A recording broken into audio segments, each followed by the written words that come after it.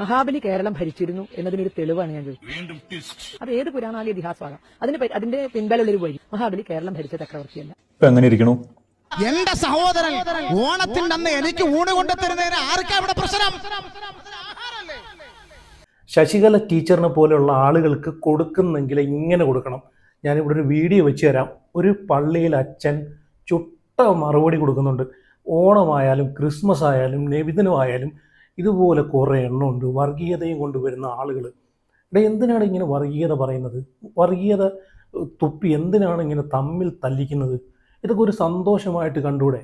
ഓണമായാലും Christmas ആയാലും പെരുന്നാളായാലും നബിദിനമായാലും ഏത് ആഘോഷമാണെങ്കിലും ഏത് മതക്കാരുടെ ആഘോഷമായാലും എന്തെങ്കിലും സന്തോഷത്തോടെ അവർ വിളിച്ചു കഴിഞ്ഞാൽ പോവുക, ആഹാരം തരുവാണെങ്കിൽ കഴിക്കുക, തിരിച്ച് കൊടുക്കുവാണെങ്കിൽ കഴിക്കുക. ഇതൊക്കെയാണ് ഒരു സ്നേഹവും സൗഹാർദ്ദവും ഒക്കെ.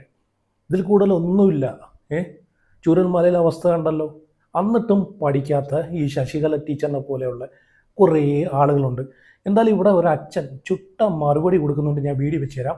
അപ്പോൾ ഈ ശശികല ടീച്ചറിനെ പോലെയുള്ള ആളുകളെയൊക്കെ ഇങ്ങനെ വർഗീയത കൊണ്ട് നടക്കുന്ന, വർഗീയ വിഷം തുപ്പുന്ന ഇതുപോലുള്ള ഒരുപാട് ആളുകൾ നമ്മുടെ കേരളത്തിലുണ്ട്. അപ്പോൾ ഇവരെയൊക്കെ വെറുക്കുന്ന ആളുകളൊക്കെ ഒന്ന് വീഡിയോ ലൈക്ക് ചെയ്യണം, നിങ്ങളുടെ അഭിപ്രായം കൂടെ ഒന്ന് കമൻറ്റ് ചെയ്യണം. അതുപോലെ എല്ലാവരും ചാനലും കൂടെ സബ്സ്ക്രൈബ് ചെയ്യണം, ഫോളോ ചെയ്യണം, സപ്പോർട്ട് ചെയ്യണം. എന്നാൽ മാത്രമേ എല്ലാവരിലേക്കും വീഡിയോ എത്തത്തുള്ളൂ. അപ്പോൾ ഞാനിവിടെ അതിനുശേഷം ഈ അച്ഛൻ പറയുന്നത് കറക്റ്റ് കാര്യമാണ്. എന്തായാലും നല്ല രീതിയിൽ ഈ അടുത്ത സമയത്തൊന്നും ഇതുപോലെ ശശികല ടീച്ചറെന്ന് വിളിക്കാൻ പറ്റത്തില്ല. എന്നാലും ഞാൻ അറിയാതെ വിളിച്ചു പോകുന്നതാണ്. കാരണം പേരിൻ്റെ അപ്പുറത്തൊരു ടീച്ചറിന് പണ്ട് തൊട്ടേ നമ്മൾ കണ്ട് വന്നങ്ങനെ സംസാരിച്ച് പോകുന്നതാണ്. കാരണം ഇവരൊക്കെ പഠിപ്പിക്കുന്ന ടീച്ചറും ഇതുപോലുള്ള ടീച്ചർമാരൊക്കെ പഠിപ്പിക്കുന്ന കുട്ടികളുടെ അവസ്ഥയൊന്ന് ആലോചിച്ച് നോക്കി. ഇതിന് ശേഷം ഞാനൊരു ഉസ്താദിൻ്റെ വീഡിയോ ഒന്ന് വെച്ച് തരാം. അതും നിങ്ങൾ സ്കിപ്പ് ചെയ്യാതെ കാണണം.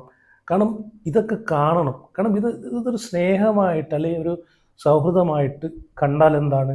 ഇത് ഓണമായാലും പെരുന്നാളായാലും ഇതൊക്കെ ഈ ഒരു ആഘോഷങ്ങളൊക്കെ വരുന്ന സമയത്ത് വർഗീയത കൊണ്ടിട്ട് അത് ഇവർ തിന്നാൻ പാടില്ല, ഇത് ഇവർ തിന്നാൻ പാടില്ല, ഇത് അവർ ആഘോഷിക്കാൻ പാടില്ല. എന്തിനാണ് ഇങ്ങനെ കാണുന്നത്? ഇതൊക്കെ ഒരു സ്നേഹവും സന്തോഷമായിട്ട് കണ്ടാൽ പോരെ?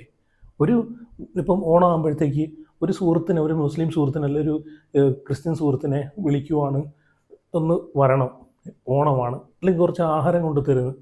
അത് സ്നേഹത്തോടെ മേടിച്ച് കഴിക്കും, തിരിച്ചായാലും അങ്ങോട്ടായാലും. അതൊക്കെ ഒരു സന്തോഷമാണ് അല്ലേ?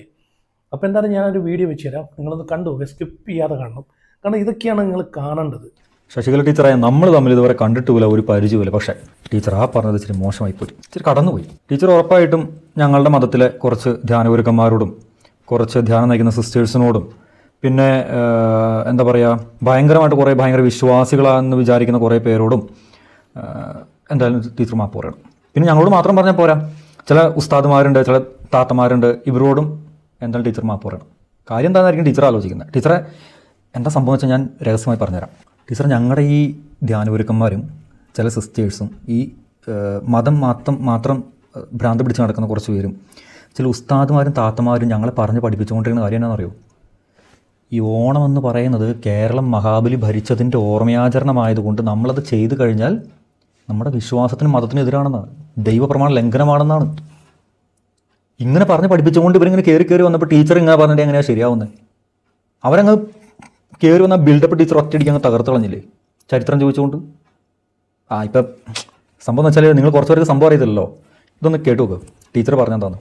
മഹാബലി വരുന്നു എന്നുള്ളൊരു ധാരണ എങ്ങനെയോ അത് ഇടക്കാലത്ത് വന്നൊരു ട്വിസ്റ്റാണ്. പലരും അതിൽ കയറി കൊളുത്തിയെങ്കിലും അന്ന് ചോദിച്ചൊരു ചോദ്യം ഇന്നും ഉത്തരം കിട്ടാതെ കിടക്കുക. ഏതെങ്കിലും ഒരു പുരാണത്തിലോ ഇതിഹാസത്തിലോ മഹാബലി കേരളം ഭരിച്ചിരുന്നു എന്നതിനൊരു തെളിവാണ് ഞാൻ ചോദിച്ചത്. അത് ഏത് പുരാണാലി ഇതിഹാസമാകാം. അതിന്റെ പിൻബലമുള്ളൊരു വഴി മഹാബലി കേരളം ഭരിച്ച ചക്രവർത്തിയല്ല. ഇപ്പം എങ്ങനെ ഇരിക്കണു?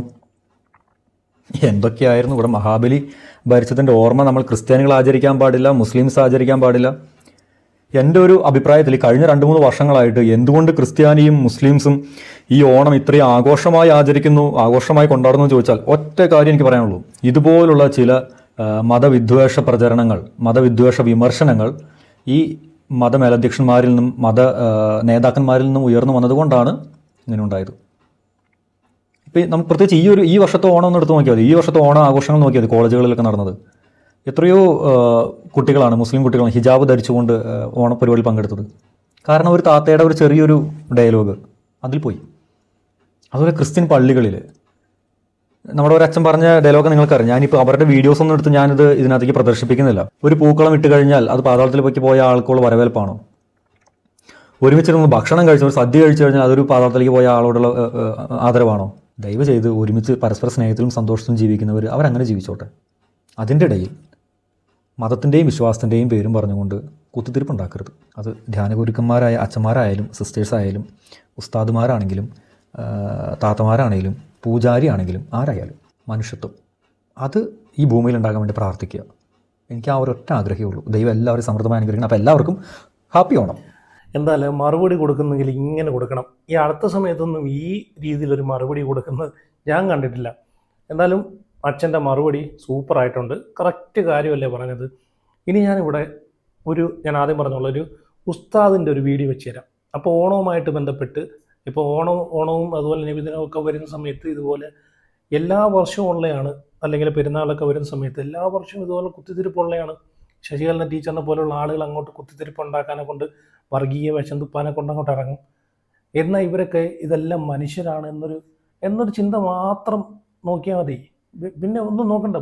മതം ഏതാണെങ്കിലും മനുഷ്യരെല്ലാം ഒന്നാണെന്ന് ഇവരെന്താ ചിന്തിക്കാത്തതെന്നാണ് ഞാൻ ആലോചിക്കുന്നത്, അല്ലേ?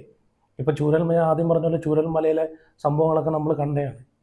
അവിടെ ജാതി മതവും ഒന്നും നോക്കാതെയാണ് എല്ലാത്തിനെയും കൊണ്ടുപോയി ഒരേ മണ്ണിൽ അടക്കം ചെയ്തത്. ആ സമയത്തൊന്നും ജാതി പറയാനും അല്ലെങ്കിൽ മതം പറയാനും രാഷ്ട്രീയം പറയാനും ഇതൊന്നും ആരെയും കണ്ടില്ലല്ലോ. അപ്പോൾ ഇതൊന്നും ഇല്ലായിരുന്നോ? ഇനി ഞാനിവിടെ ആ ഉസ്താദ് പറയുന്ന വീഡിയോ ഒന്ന് വെച്ച് തരാം. കറക്റ്റ് കാര്യമാണ് പുള്ളിയും പറഞ്ഞത്. ഒരു പെരുന്നാളായിക്കഴിഞ്ഞാൽ നമ്മൾ ഇച്ചിരി സ്നേഹത്തോടൊരു ബിരിയാണി മറ്റു മതത്തിലുള്ള ഒരാൾക്ക് കൊടുക്കുന്നു. നമ്മൾ അയൽക്കാരനായിരിക്കാം ചിലപ്പോൾ അയാൾ ചിലപ്പോൾ ഹിന്ദു ആയിരിക്കും, ക്രിസ്ത്യൻ ആയിരിക്കും. ചിലപ്പോൾ അയാൾ അവിടെ പട്ടിണി ഇരിക്കുവാണ്. നമ്മൾ കൊടുക്കുന്ന സമയത്ത് ആ ഒരു ആഹാരം കഴിക്കുന്ന സമയത്ത് അയാൾക്ക് അതൊരു ആശ്വാസമായിരിക്കാം. തിരിച്ചും അതുപോലെ ഏത് മതത്തിലുള്ള ആണെങ്കിലും സ്നേഹത്തോടെ ആഹാരം കൊടുക്കുന്നതിന് എന്തിനാണ് ആഹാരം കൊടുക്കുന്നതിനും അതുപോലെ സ്നേഹം പങ്കിടുന്നതിനും ഇതൊക്കെ അങ്ങനെ കണ്ടാൽ പോരെ? എന്തിനാണ് ഇതിൻ്റെ പേരിൽ ഇങ്ങനെ തമ്മിൽ തല്ലുന്നത്? എന്തായാലും ഞാനിവിടെ ഉസ്താദിൻ്റെ വീഡിയോ ഒന്ന് വെച്ച് തരാം. അപ്പോൾ എല്ലാവരും വീഡിയോ ലൈക്ക് ചെയ്യണം, നിങ്ങളുടെ അഭിപ്രായം കമൻറ്റ് ചെയ്യണം. അതുപോലെ എല്ലാവരും ചാനൽ കൂടെ സബ്സ്ക്രൈബ് ചെയ്ത് ഫോളോ ചെയ്യണം. അല്ല ആ വീഡിയോ കൂടെ നിങ്ങൾ കണ്ടു നോക്കേ. അള്ളാന്റെ റസൂല് വിലക്കിട്ടില്ല, പിന്നെയാണോ? ഇപ്പൊ ഭയങ്കര വിവാദം നടക്കുക. റിയാസ് മോല് ഭയങ്കര വിവാദം. എന്തോ ഓണാഘോഷം മുറിയടി അത് ഇതൊക്കെ. എന്റെ പൊന്ന സഹോദര ഓണത്തിന്റെ പായസം കുടിക്കാത്ത ഏതെങ്കിലും ആളോട് ഈ കൂട്ടത്തിൽ ഞാനൊക്കെ മുക്കറിയിട്ട് കുടിച്ചു. ഇത് പറയുന്നുണ്ട് പായസം മേടിച്ച് മോന്തിയിട്ട് ഞാൻ കുടിച്ചില്ലെന്ന് കള്ളം പറയാൻ പറ്റും. എന്റെ സഹോദര സമുദായത്തിൽപ്പെട്ട എന്റെ അയൽവാസിയായ എന്റെ സഹോദരൻ ഓണത്തിന്റെ അന്ന് എനിക്ക് ഊണ് കൊണ്ടു തരുന്നതിന് ആർക്കാ ഇവിടെ പ്രശ്നം? പായസം കുടിച്ച ഇസ്ലാമിൽ പുറത്തു പോകും.